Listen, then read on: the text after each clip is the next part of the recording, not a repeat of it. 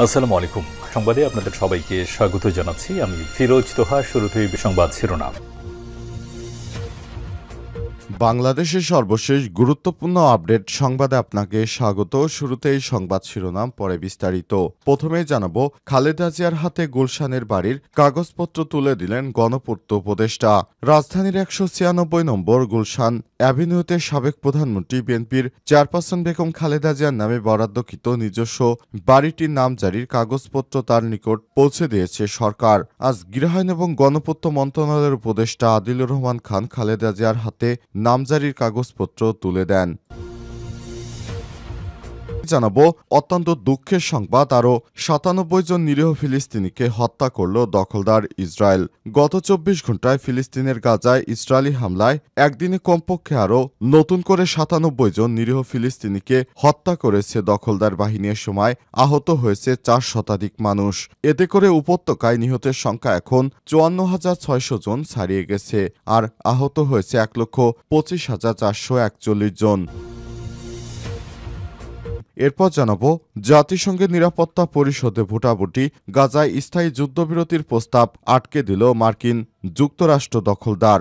গাজায় যুদ্ধবিরতি এবং অবাধ মানবিক সহায়তা প্রবেশের আহ্বান জানিয়ে একটি প্রস্তাবের উপর আজ জাতিসংঘের নিরাপত্তা পরিষদে ভোটাভুটি হয়েছে। তবে ১৪টি দেশ ফিলিস্তিনের পক্ষে ভোট দিল মার্কিন যুক্তরাষ্ট্র তাতে ভেটো দিয়ে সেটি বাতিল করে দিয়েছে।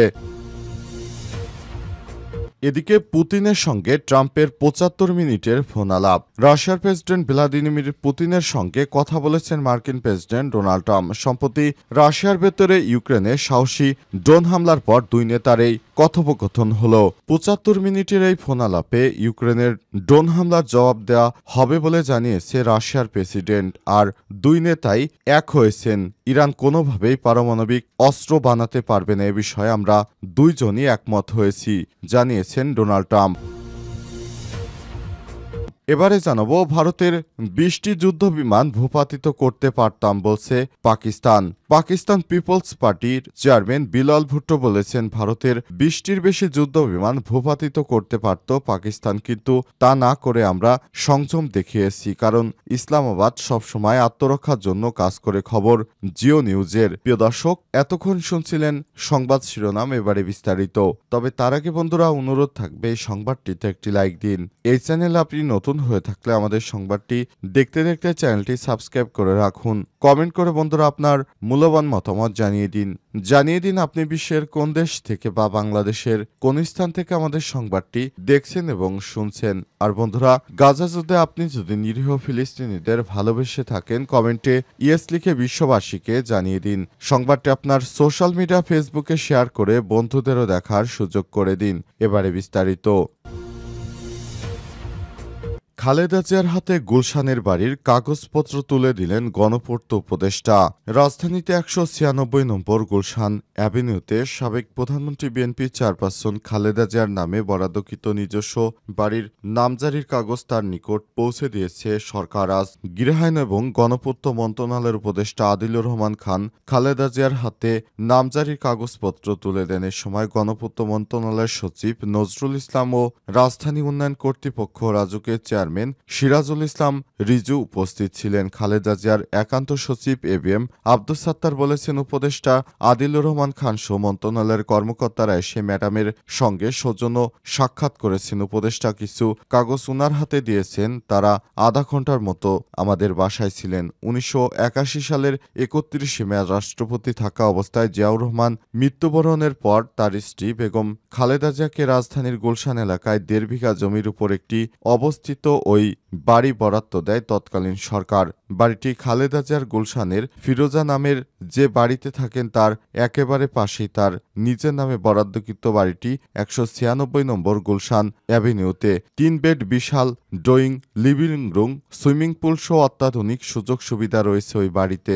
এছাড়াও ঢাকা সেনানিবাসের ভেতর মইনুল রোডে আরেকটি বাড়ি খালেদা জিয়াকে বরাদ্দ দেওয়া হয়েছিল। তবে শেখ হাসিনা রাষ্ট্রীয় সন্ত্রাসের মাধ্যমে বেগম জিয়াকে প্রেসিডেন্ট জিয়ার স্মৃতি বিজড়িত বাড়ি থেকে উৎখাত করে। তার দীর্ঘদিনের সংসারে সব মালামাল ফেলে রেখে এক কাপড়ে তাকে সেখান থেকে বের করে দেয় শেখ হাসিনা। সরকারের সূত্র থেকে জানা যায়, গুলশানের বাড়িটি খালেদা জিয়ার নিয়ন্ত্রণে থাকলেও তার নামে নামজারি করা ছিল না। অন্তর্বর্তীকালীন সরকার দায়িত্ব নেওয়ার পর খালেদা জিয়ার নামে বাড়িটি নামজারি করে তারপর তাকে বুঝিয়ে দিয়েছে অন্তর্বর্তীকালীন সরকার। কিন্তু সরকারের কাজটি মোটেও ঠিক হয়নি, কারণ আগ বাড়িয়ে এই বিষয়টি তার মোটেও উচিত হয়নি। আরও ৯৭ জন নিরীহ ফিলিস্তিনিকে হত্যা করল দখলদার ইসরায়েলি বাহিনী। ফিলিস্তিনের গাজায় ইসরায়েলি হামলায় একদিনে আরও কমপক্ষে নতুন করে ৯৭ জন নিরীহ ফিলিস্তিনি নিহত হয়েছে। এই সময় আহত হয়েছে ৪ শতাধিক মানুষ। এতে করে উপত্যকায় নিহতের মোট সংখ্যা ৫৪,৬০০ ছাড়িয়ে গেছে। আজ বার্তা সংস্থা আনাদুলু গত ১৮ মার্চ গাজায় নতুন করে ইসরায়েলি হামলা শুরু হওয়ার পর থেকে ৪,৩৩০ জনের বেশি নিরীহ ফিলিস্তিনি নিহত হয়েছে বলে জানিয়েছে। আর ২০২৩ সালে অক্টোবরে গাজায় ইসরায়েলের সামরিক অভিযান শুরুর পর থেকে কমপক্ষে ৫৪,৬০৭ জন ফিলিস্তিনি নিহত হয়েছে বলে জানিয়েছে ফিলিস্তিনের স্বাস্থ্য মন্ত্রণালয়। আজ প্রকাশিত এক বিবৃতিতে মন্ত্রণালয় জানিয়েছে, গত ২৪ ঘণ্টায় ৯৭টি মরদেহ হাসপাতালে আনা হয়েছে। আহত অবস্থায় চিকিৎসা নিয়েছে আরও ৪৪০ জন। ফলে মোট আহতের সংখ্যা এসে দাঁড়িয়েছে ১,২৫,৪৪১ জন। বিবৃতিতে আরও জানানো হয়েছে, বহু মানুষ এখনও ধ্বংসস্তূপের নিচে এবং রাস্তায় আটকে আছে, যেখানে উদ্ধারকর্মীরা সেখানে পৌঁছাতে পারছে না। এদিকে গাজায় যুদ্ধবিরতি এবং অবাধ মানবিক সহায়তা প্রবেশের আহ্বান জানিয়ে একটি প্রস্তাব এর উপর বুধবার জাতিসংঘের নিরাপত্তা পরিষদে ভোটাভুটি হয়েছে। মার্কিন যুক্তরাষ্ট্রের ভেটোর কারণে এই উদ্যোগ ভেস্তে গেছে। স্থানীয় সময় ৪ জুন নিউ ইয়র্কে জাতিসংঘের সদর দপ্তরে প্রস্তাবটি নিয়ে ভোটাভুটি হয়েছে। এতে যুক্তরাষ্ট্র ছাড়া নিরাপত্তা পরিষদের অন্যান্য ১৪ দেশ প্রস্তাবে ভোট দেয়। গত নভেম্বরের পর থেকে ১৫ সদস্যের এই সংস্থার এটি প্রথম ভোট। এর আগে নভেম্বরে ইসরায়েলের গুরুত্বপূর্ণ মিত্র যুক্তরাষ্ট্র যুদ্ধবন্ধের আহ্বান জানিয়ে একটি প্রস্তাব আটকে দেয়। বর্তমানে সব ধরনের নতুন প্রস্তাব বাতিল রয়েছে যুদ্ধবিরতি করতে। জাতিসংঘের নিরাপত্তা পরিষদে ভোটাভুটি গাজায় স্থায়ী যুদ্ধবিরতির প্রস্তাব আটকে দিল মার্কিন যুক্তরাষ্ট্র। গাজায় যুদ্ধবিরতি এবং অবাধ মানবিক সহায়তা প্রবেশের আহ্বান জানিয়ে একটি প্রস্তাবের উপর আজ জাতিসংঘের নিরাপত্তা পরিষদে ভোটাভুটি হয়েছে। তবে মার্কিন যুক্তরাষ্ট্রের ভেটোর কারণে এই উদ্যোগটি ভেস্তে গেছে। স্থানীয় সময় আজ নিউ ইয়র্কে জাতিসংঘ সদর দপ্তরে প্রস্তাবটি নিয়ে ভোটাভুটি শুরু হয়। এতে যুক্তরাষ্ট্র ছাড়া নিরাপত্তা পরিষদের অন্য ১৪ দেশ প্রস্তাবের পক্ষে ভোট দিয়েছে। গত নভেম্বরের পর থেকে ১৫ সদস্যের এই সংস্থার এটি প্রথম ভোট। এর আগে নভেম্বরে ইসরায়েলের গুরুত্বপূর্ণ মিত্র মার্কিন যুক্তরাষ্ট্র যুদ্ধবন্ধের আহ্বান জানিয়ে একটি প্রস্তাব আটকে দেয়। নতুন প্রস্তাবে সব পক্ষের মাধ্যমে গাজায় অবিলম্বে নিঃশর্ত এবং স্থায়ী যুদ্ধবিরতির দাবি করা হয়। পাশাপাশি হামাস এবং অন্যান্য গোষ্ঠীর হাতে আটক সব জিম্মিকে অবিলম্বে মর্যাদাপূর্ণ এবং শান্তিপূর্ণ মুক্তি দেওয়ারও আহ্বান জানানো হয়। এছাড়াও ফিলিস্তিনি ভূখণ্ডে বিপর্যয়কর মানবিক পরিস্থিতি তুলে ধরে প্রস্তাবটিতে গাজায় মানবিক সাহায্য প্রবেশের উপর থেকে সমস্ত নিষেধাজ্ঞা প্রত্যাহারের দাবি করা হয়েছিল।